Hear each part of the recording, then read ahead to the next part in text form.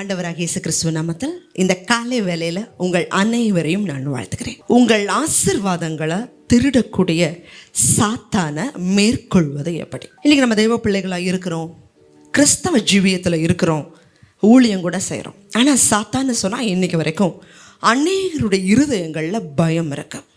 சாத்தானை எத்தனை பேர் விரட்டி இருக்கிறீங்க அப்படின்னு கேட்டால் பல சபைகளில் அது ஒரு கேள்விக்குறியாக தான் இருக்குது. சாத்தானை விரட்டணுமா? அது யாராவது ஒரு ஊழியக்காரங்க செய்வாங்கப்பா அப்படின்னு நம்ம நினைக்கிறோம். ஆனால் சாத்தான் அப்படிங்கிறது ஊழியக்காரர்கள் விரட்டும்படி தேவன் கொடுக்கல. விசுவாசிக்கிறவர்களால் நடக்கக்கூடிய அடையாளங்களில் இதுதான் முதல்ல வருது. வாசிக்கலாம். மார்க் புஸ்தகம் 16வது அதிகாரம் 17, 18 வசனத்தை வாசிக்கலாம். விசுவாசிக்கிறவர்களால் நடக்கும் அடையாளங்கள் அவன: என் நாமத்தினாலே பிசாசுகளை துரத்துவார்கள், நவமான பாசைகளை பேசுவார்கள், சர்ப்பங்களை எடுப்பார்கள், சாவுக்கேதுவான யாதொன்றை குடித்தாலும் அது அவர்களை சேதப்படுத்தாது, வியாதியஸ்தர் மேல் கைகளை வைப்பார்கள், அப்பொழுது அவர்கள் சொஸ்தமாவார்கள் என்றார். விசுவாசிக்கிற லிஸ்ட்ல முதல் வரக்கூடியதே பிசாசுகளை துரத்துறதான். சரி, நம்ம ஏன் பயப்படுறோம்? எதனால் இந்த வரங்களை நம்ம செயல்படுத்தாமல் இருக்கிறோம்? இதை எப்படி செயல்படுத்துறது அப்படின்னு தான் பார்க்க போகிறோம். பொதுவாகவே இன்றைக்கி நம்முடைய ஆசீர்வாதங்களை திருடுகிறது சாத்தான் தான். எபேசியர் புஸ்தகம் 6வது அதிகாரம் 11, 12 வாசிக்கிறோம். மாம்சத்தோடும் இரத்தத்தோடும் உங்களுக்கு போராட்டம் இல்லை, துரைத்தனத்தோட, அதிகாரத்தோட, இப்பிரபஞ்சத்தோடைய அந்தகார லோகாதிபதிகளோட, வான மண்டலங்களில் உள்ள பொல்லாத ஆவிகளின் சேனைகளோடு நமக்கு போராட்டம் உண்டு. அதனால் தீங்கு நாளில் இவைகளை நீங்கள் எதிர்க்கணும் அப்படிங்கிற ஒரு பட்டியலை வாசிப்போம். இந்த இடத்துல ஆண்டவர் சொல்கிறாரு, விசுவாசிக்கிறவர்களால் நடக்கும் அடையாளங்கள் யாவன? பிசாசுகளை துரத்துவாங்க. இந்த பிசாசுடைய வேலை என்னன்னா, திருடக்கூடிய வேலை தான் பிசாசுடைய வேலை. யோவான் 10:10 வாசிக்கிறோம். திருடன் திருடவும் அழிக்கவும் கொல்லவுமே வருகிறானே அன்றி வேறு ஒன்றுக்கும் வரான். ஆனால் நானும் அவைகளுக்கு ஜீவன் உண்டாயிருக்கவும் பரிபூரணப்படவும் வந்தேன். பிசாசுடைய பேரே திருடன் தான். இவன் எதை திருடுவான்? பொதுவாகவே ஒரு வீட்டில் ஒரு திருடன் வந்து நுழையிறான் அப்படின்னா அவன் எதை திருடுவான்? கடுகு, உளுந்தம்பருப்பு, கடலப்பருப்பு அப்படி தான் திருடுவானா? இல்லை. எது அந்த வீட்டில் விலையேற பெற்றதோ அதை திருடுவான். இந்த உலகத்தில் எது விலையேற பெற்றது? தங்கமா, பணமா, காசா அப்படின்னா எல்லாமே மனுஷனுடைய பார்வையில் தாங்க அது விலையேற பெற்றது. கர்த்தருடைய பார்வையில் எது விலையேற பெற்றதுன்னா நம்மளுடைய ஆத்துமா தான் விலையேற பெற்றது. ஏன்னா ஒரு மனுஷன் இந்த உலகத்தவே அவன் ஆதாயப்படுத்தி இருந்தாலும், கோடி கோடியாக பணம் இருந்தாலும், கோடி கோடியாக நகைகள் இருந்தாலும், வைரம் இருந்தாலும், ஒன்றையாகிலும் அந்த மனுஷன் எடுத்துகிட்டு போக முடியாது. இன்னைக்கு அவங்களுடையது, நாளைக்கு இன்னொருத்தருடையது. இந்த பூமியில் இதற்காக தான் மனுஷர்களாகிய நாம் அடித்து கொண்டு இருக்கிறோம். இன்னைக்கு நம்மளுடையது, நம்ம உயிரோடு இருக்கிற வரைக்கும் தான் நம்மளது. இறந்துட்டோன்னா அது இன்னொருத்தருடையதாய் மாறிப்போகும். இதுதான் உலகத்துடைய கசப்பான உண்மை. ஆனால் பிசாசு இந்த நகையவோ பணத்தவோ காசவோ திருட முடியும்னா திருட முடியும். எதுக்காக தெரியுமா? உங்களை டிஸ்டர்ப் பண்ணணும். அதுதான் அவனுடைய நோக்கம். என்ன செஞ்சால் நீங்கள் ஆண்டவரை தூஷிப்பீங்க, என்ன செஞ்சால் ஆண்டவருடைய ஆலயத்துக்கு போக மாட்டீங்க, என்ன செஞ்சால் கணவன் மனைவியை பிரிக்கலாம், அவங்கள பாவத்துக்குள்ளே நடத்தலாம், அது அத்தனையும் அவன் செய்வான். பணமோ காசோ அவனுக்கு பெரிய விஷயமே கிடையாது. உங்கள் ஆத்துமா பரலோகத்துக்கு போகக்கூடாது. அதனால் வேதத்தை வாசிக்க விடாமல் பைபிளை எடுத்தோடனே கொட்டாய் வரும், பைபிளை எடுத்தோடனே தூக்கம் வரும், ஜெபம் பண்ணோடனே ரொம்ப சோர்வாக வரும். உபவாசிக்கலாம் நீங்கள் நினச்சிருப்பீங்க. ஆனால் கரெக்டாக நீங்கள் கையில் செல் எடுத்து யூடியூப் ஆன் பண்ணால் உங்கள் முகத்தை ஜொலிப்பாக வைத்திருக்கிறது எப்படி, என்ன சாப்பிடணும்னு வரும். உபவாசம் எடுக்கும்போது உங்கள் கண்களில் கருவளையம் வரும், உங்கள் மேனியோட மினுமினுப்பெல்லாம் போயிடும். இது எல்லாமே பிசாசுடைய ஆயுதங்கள்.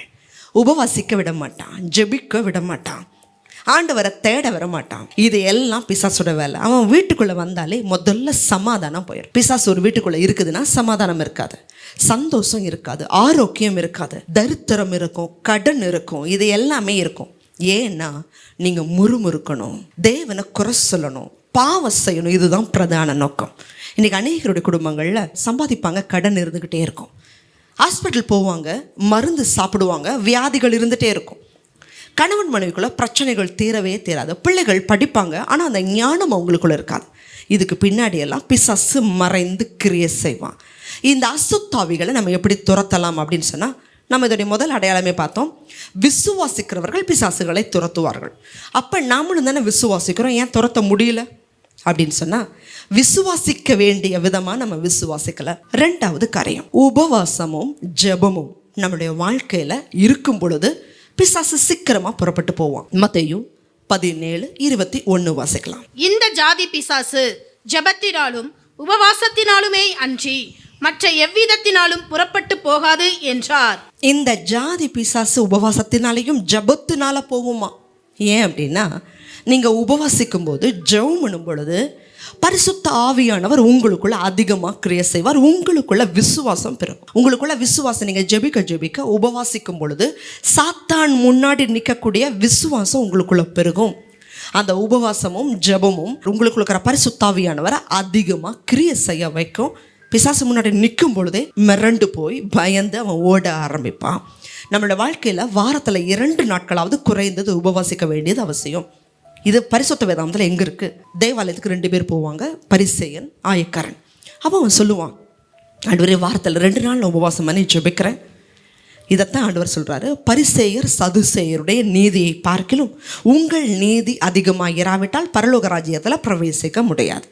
கிறிஸ்தவர்களாகிய நாம வாரத்தில் குறைஞ்சது அப்படின்னா 3 நாள் ஒரு வேலையாவது உபவாசம் பண்ணி ஜெபிக்கிற கிறிஸ்தவர்களாக நம்ம இருக்கணும். தேவனுடைய உபவாசம் ஜெபம் பிசாசை விரட்ட முடியும். அடுத்த காரியம், வேத வசனத்தின் மூலமாக பிசாசை விரட்ட முடியும். இந்த வசனத்தை அநேகர் இன்னைக்கு மனப்பாடம் பண்ணுறாங்க. சில சபைகளில் அதை சந்தோஷமாக பெருமையாக சொல்கிறாங்க. எங்கள் சபையில் மாதம் இந்த மாதிரி வேத வினா போட்டி நடக்கும், எல்லாரும் நல்ல ப்ரைஸ் வாங்குவாங்க, நிறைய குழந்தைங்க அதில் ஃபஸ்ட் ப்ரைஸ் வாங்குறாங்க. சந்தோஷம்தான். நீங்கள் வேத வசனத்தை மனப்பாடம் பண்ணுகிறது நல்லது, அதை விட அதன்படி நடக்கிறது நல்லது. இந்த வேத வசனத்தை நான் வாசிக்கிறதுனால மாத்திரமல்ல, அதன்படி நடக்கும்போது தான் பிசாசு கீழ்ப்படிவான். வாசிங்க எபேசியர் 6:17. ரட்சண்யம் என்னும் தலைச்சீராவையும் தேவ வசனமாகிய ஆவியின் பட்டயத்தையும் எடுத்துக்கொள்ளுங்கள். ஆண்டவராக இயேசு கிறிஸ்து பிசாசு 3 முறை சோதிக்க வரும் பொழுது இந்த வசனத்தை வைத்து தான் ஜெயித்தார். இந்த வசனத்தை நான் வாசிக்கணும், கை கொள்ளணும், அதை அறிக்கை செய்யணும், அதை முதல்ல நான் விசுவாசிக்கணும். அப்போத்தான் நான் கீழ்ப்படிவேன். அப்போத்தான் அந்த வசனத்தோடு கூட பிசாசு முன்னாடி நீங்கள் விரட்ட முடியும். உங்கள் குடும்பங்களில், பல குடும்பங்களில் கிரியை செய்கிற ஆவிகளை நீங்கள் போய் ஜெபிக்கிறீங்க அப்படின்னா, இந்த வசனங்களை அறிக்கை செய்து ஜெபிக்க இந்த வசனத்தில் உள்ள வல்லமையும் ஆவியும் பிசாசுகளை மேற்கொள்ள செய்யும். அடுத்ததா இயேசு கிறிஸ்துவின் நாமம். மத்தேயு புஸ்தகம் 28:18 வாசிங்க. அப்பொழுது இயேசு சமீபத்தில் வந்து அவர்களை நோக்கி, வானத்திலும் பூமியிலும் சகல அதிகாரமும் எனக்கு கொடுக்கப்பட்டிருக்கிறது. பூமியில சகல அதிகாரமும் எனக்கு கொடுக்கப்பட்டிருக்கு. இயேசுங்கிற நாமந்தான் பாவிகளை ரட்சிக்க வந்த ரட்சகர். அவரை தான். அவரை அல்லாமல் இந்த பூமியில ஒரு மனிதனும் பாவங்கள்ல இருந்து ரட்சிப்பு பெற முடியாது. அப்போ பாவம் இருக்கிற வரைக்கும் தான் பிசாசு கிரியை செய்ய முடியும். ஒரு மனிதன்ட்ட பாவம் இல்லைன்னா அந்த இடத்துல கிரியை செய்ய முடியாது. இயேசு கிறிஸ்து பிசாசுடைய கிரியைகளை அழிக்கும்படிக்கே தேவகுமாரன் வெளிப்பட்டார். இயேசு கிறிஸ்துடைய நாமத்தினால தான் பிசாசுகள் அலறி ஓட ஆரம்பிக்கும். இயேசுங்கிற பேரை ஒரு நாளைக்கு எத்தனை முறை அறிக்கை செய்ய முடியுமோ அத்தனை முறை அறிக்கை செய்யுங்க. இயேசுங்கிற நாமம் தான் வல்லமையானது. அடுத்ததாக இயேசு கிறிஸ்துடைய ரத்தத்துக்கு வல்லமை உண்டு. வெளிப்படுத்தல் புஸ்தகம் 12:11 வசனத்தை வாசிக்கலாம். மரணம் நேரிடுகிறதாய் இருந்தாலும் அதற்கு தப்பும்படி தங்கள் ஜீவனையும் பாராமல் ஆட்டுக்குட்டியின் இரத்தத்தினாலும் தங்கள் சாட்சியின் வசனத்தினாலும் அவனை ஜெயித்தார்கள்.